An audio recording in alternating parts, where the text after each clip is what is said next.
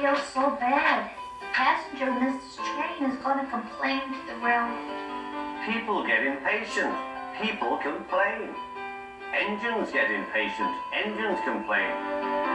It happens to you. And it happens to Thomas. So what happened to Thomas? Well, very well, I will tell you. Please do. All right, let's go.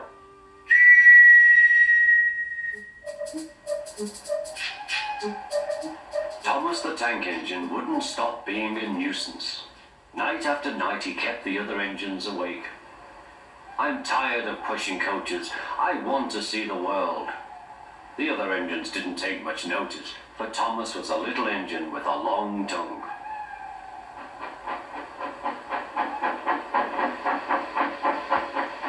But one night, Edward came to the shed.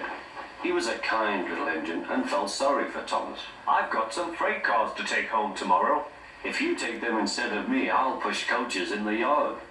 Thank you, said Thomas. That will be nice. Next morning, Edward and Thomas asked their drivers, and when they said yes, Thomas ran off happily to find freight cars.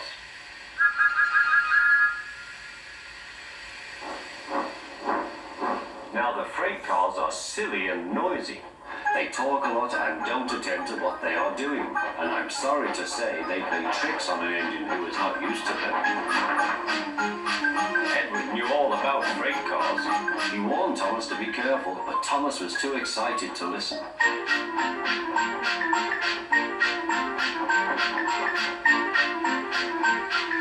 The shunter fastened the coupling, and when the signal dropped, Thomas was ready. The conductor blew his whistle. Peep, peep, answered Thomas, and started off. But the freight cars weren't ready. Oh, oh, oh, they screamed, wait, Thomas, wait.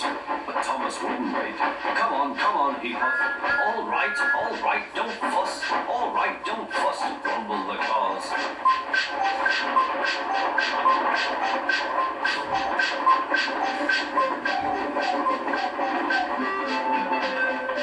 Thomas began going faster and faster. Whee, he whistled as he rushed through Henry's tunnel.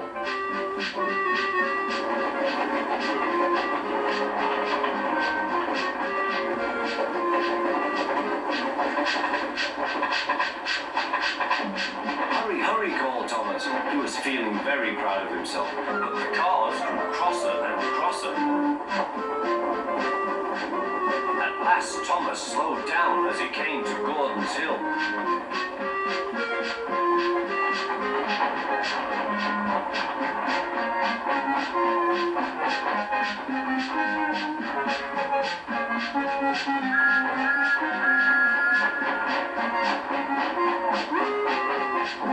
Steady now, steady, warned the driver as they reached the top.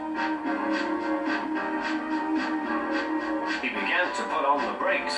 We're stopping, called Thomas. No, no, no, answered the cars, bumping into each other. Go on. Before the driver could stop them, they had pushed Thomas down the hill and were rattling and laughing behind him. Poor Thomas tried hard to stop them from making him go too fast. Stop pushing, he hissed. The cars took no notice. Go on, they giggled in their silly way.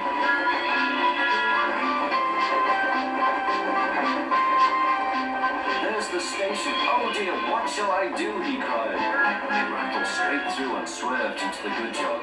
Thomas shut his eyes. I must stop.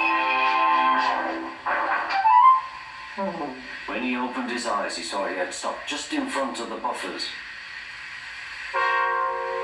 There, watching him, was the Topham Hatt.